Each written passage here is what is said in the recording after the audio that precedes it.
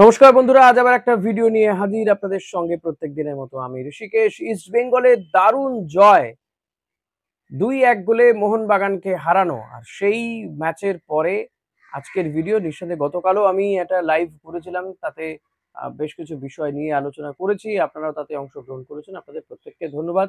এবং এতদিন পরে একটা জয়, প্রায় 2 বছর পরে মোহনবাগানকে হারানো, তো নিঃসন্দেহে একটা অদ্ভুত তৃপ্তি, ভালো লাগা তো রয়েছে প্রত্যেক ইস্টবেঙ্গল সমর্থকদের মধ্যেই। সেটা বোঝা যাচ্ছে, দেখা যাচ্ছে যেভাবে তারা বিভিন্ন সোশ্যাল মিডিয়াতে পোস্ট করছেন বা তাদের যে বক্তব্য, তাদের যে উচ্ছ্বাস, সবটাই ধরা পড়ছে। ইভেন গতকাল যখন ইস্টবেঙ্গল বাস বেরিয়ে যাচ্ছিল, তখনও কিন্তু সমর্থকরা অস্কারের নামে, ফুটবলারদের নামে জয়ধ্বনি দিতে থাকেন। অস্কারও কিন্তু তাদেরকে বুঝিয়ে দেন যে তিনি তাদেরই লোক। যে দিয়ামান্তাকোসকে শুরুতে রাখাই হয়নি টিমে, অর্থাৎ হয়তো যদি হামিদ ভালো খেলতেন বা হামিদ যদি খেলতে পারতেন পুরো ম্যাচটা, তাহলে হয়তো দিমি নামতোই না।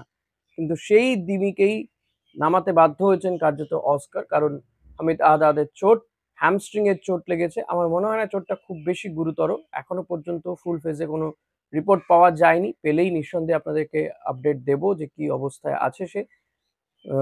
তো হামিদ খেলতে না পারাতেই দিমিকে নামানো হয়, আর দিমি নেমেই কিন্তু বাজিমাত করে দিয়েছেন। গত ম্যাচে তাকে খেলানো হয়নি, হয়তো কোথাও গিয়ে একটা বোধহয় জিত তৈরি হয়ে গেছিল বা জেদ তৈরি হয়ে গেছিল দিয়ামান্তাকোসের মধ্যে। তার নিজেকে প্রুফ করার একটা জেদ ছিল। যে দুজনকে কার্যত বাতিলের খাতায় রাখতে চেয়েছিলেন অস্কার বা East Bengal team management because of their performance last year, দিমি এবং সাউল ক্রেসপো, এই দুজনই কিন্তু এই ম্যাচটা জয়ের ক্ষেত্রে গুরুত্বপূর্ণ ভূমিকা নিয়েছেন। আমি বলছি না যে দুজনের জন্যই জয় পেয়েছে, গুরুত্বপূর্ণ ভূমিকা নিয়েছে। কারণ ১১ জনই যে লড়াইটা দিয়েছে, যে দাঁতে দাঁত চেপে লড়াইটা করেছে, সেটা হ্যাটস অফ, অতুলনীয়। তো এবং জয়ের পরে রশিদকে সেই জয় উৎসর্গ করা। মাঝখানে অবশ্য কিছুটা তাল কেটেছে বিকজ অফ দিমি পেত্রাতোস, তার যে অ্যাগ্রেশন, এবং তাকে ইস্টবেঙ্গল ফুটবলাররা সমুচিত জবাবও দিয়েছেন। কেভিন সিবেলে, সৌভিক চক্রবর্তী কিংবা লালচুং নুঙ্গারা, অনেকগুলো প্লেয়ার ইস্টবেঙ্গলের ইয়েলো কার্ড দেখেছে। ফলত একটু সতর্ক থাকতে হবে সেমিফাইনাল ম্যাচে এতগুলো ইয়েলো কার্ড দেখার পরে। তো সেমিফাইনাল ম্যাচে কোনো ইয়েলো কার্ড দেখা যাবে না, এটাই কিন্তু মাথায় রাখতে হবে। সেমিফাইনাল ম্যাচটাও কিন্তু সহজ হবে না ইস্ট বেঙ্গলের জন্য। 20 তারিখে এই যুবভারতী ক্রীড়াঙ্গনেই ম্যাচ হবে। ডায়মন্ড হারবার এফসি বিরুদ্ধে সেই ম্যাচ। ডায়মন্ড হারবার কিন্তু কোয়ার্টার ফাইনালে তাদের ব্রাজিলিয়ান স্ট্রাইকার যে ক্লিটন সিভেইলো, তাকে পায়নি। তো এই ক্লিটনকে না পেয়ে তারা তারপরেও ম্যাচটা জিতেছে 2-0 গোলে জামশেদপুর এফসি এর বিরুদ্ধে। ফলত ডায়মন্ড হারবার টিমটাকে হেলাফেলা করার কোনো জায়গা নেই। আহ, তো সেই ডায়মন্ড হারবারের বিরুদ্ধে ইস্ট বেঙ্গল খেলতে নামবে আজকে। ইস্ট বেঙ্গল টিমের প্লেয়ারদেরকে কিন্তু রেস্ট দেওয়া হয়েছে। মঙ্গলবারই প্র্যাকটিস হবে, দেন মঙ্গলবার রণকৌশল, তারপরে বুধবার দিন ম্যাচ। সন্ধ্যে 7টা থেকে যুবভারতী ক্রীড়াঙ্গনে সেই ম্যাচ হবে। অপরদিকে 19 তারিখে নর্থ ইস্ট ইউনাইটেড খেলতে নামবে লাজং এফসির বিরুদ্ধে। সেই ম্যাচটাও কিন্তু গুরুত্বপূর্ণ একটা সেমিফাইনাল, অতি অবশ্যই। দুটো আহ, দল এখান থেকে যারা জিতবে তারা কি ফাইনালে মুখোমুখি হবে। তো আমার তো মনে হয় যে, আমি প্রেডিকশন করতে চাইছি না, তবু না করেও পাচ্ছি না আর কি, ইস্ট বেঙ্গল এবং নর্থ ইস্ট ইউনাইটেডই ফাইনালে উঠবে। এখনো পর্যন্ত তো তাই মনে হচ্ছে। এরপরে দেখা যাক কি হয়। অন্তত ধারে ভারে তো এই দুটো টিমই এগিয়ে রয়েছে দুটো ম্যাচের ক্ষেত্রে। তো ইস্ট বেঙ্গলকে যেটা আহ, করতে দেখলাম, যে অসম্ভব কুল হেডে প্রত্যেকটা প্লেয়ার খেললো। কেভিন সিবেলে থেকে শুরু করে লালচুং নুঙ্গা, এবং রাকিবের প্রশংসা বারবার করতেই হচ্ছে। কারণ রাকিব যেভাবে লিস্টন কোলাসোকে পকেটে পুরে নিয়েছিল বা বোতল বন্দি করে নিয়েছিল, যাই বলুন না কেন, তাকে মুভ করতে দেয়নি, ড্রিবল করতে দেয়নি, শট মারতে দেয়নি। তার যে উইং ধরে যে দৌড়, সে দৌড়টা তাকে দৌড়তে দেয়নি। এর জন্য কিন্তু রাকিব আনোয়ার আলীদের প্রশংসা যথেষ্ট নয়। পাশাপাশি মোহনবাগানের প্লেয়ারদের বা বিদেশিদের ফিটনেসে একটা প্রবলেম আছে ঠিকই। পাশাপাশি মনবীর এবং কিয়ান নাসেরির না থাকাটাও কিন্তু মোহনবাগানে একটা ফ্যাক্টর হয়েছে।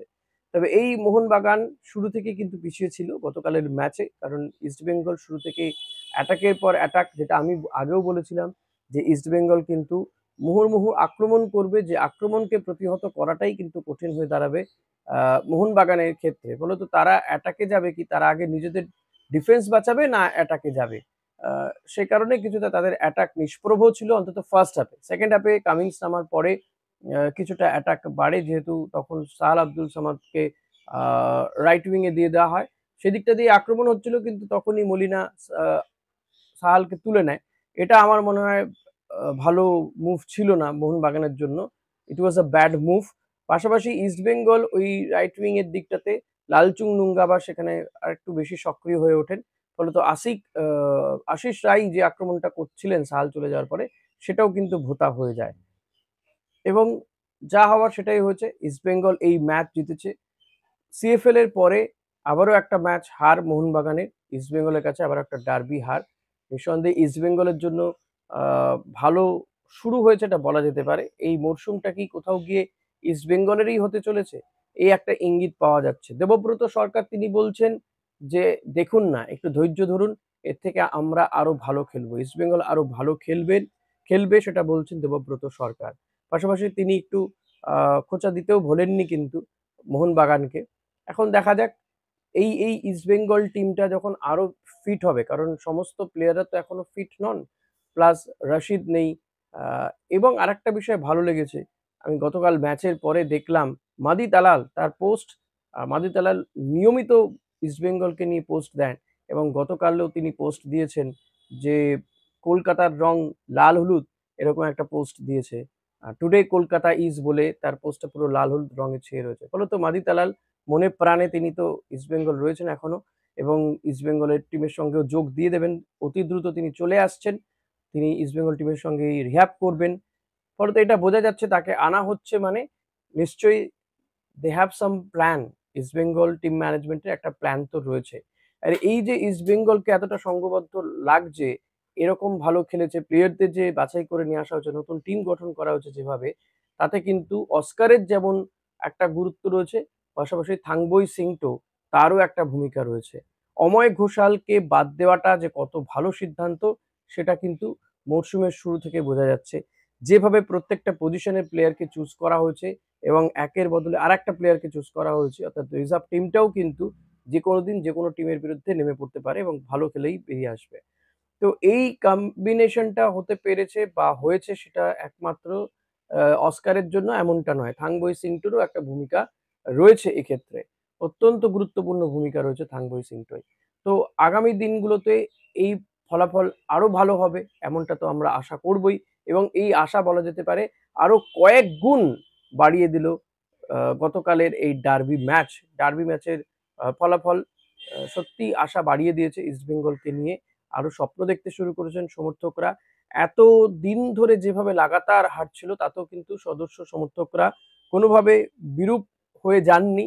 আ বরাবর ইস্টবেঙ্গলের পাশে থেকেছেন এবং এতদিন ধরে ধৈর্য ধরার ফলটা কিন্তু তারা পেতে শুরু করেছেন।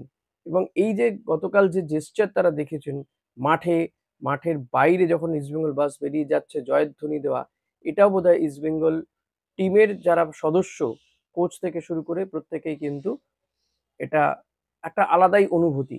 কোচ ম্যাচের আগেই বলেছিলেন যে, "জিতলেই নায়ক, হারলেই খলনায়ক।" তো আশা করি কোচ এবার নায়ক হয়েছেন। কোচের কিন্তু ভূয়সী প্রশংসা করেছেন দেবব্রত সরকারও।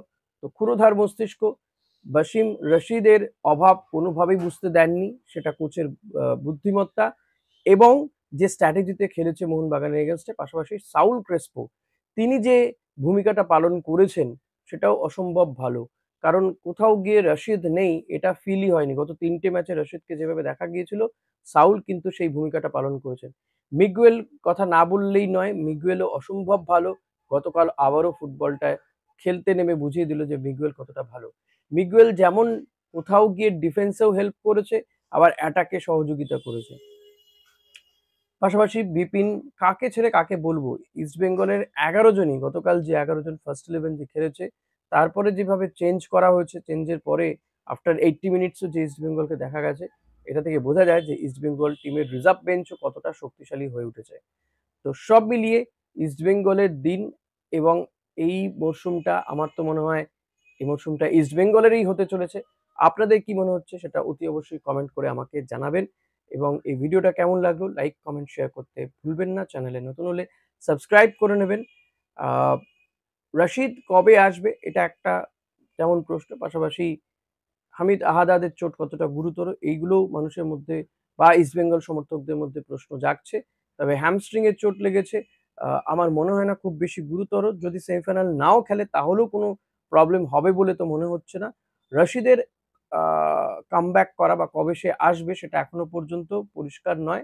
তবে রশিদের পাশে যে গোটা টিম রয়েছে সেটা কিন্তু গতকালের ম্যাচের পরে বুঝিয়ে দিয়েছেন দিমি, সাউল ক্রেসপো, কেভিন সিমিলারা।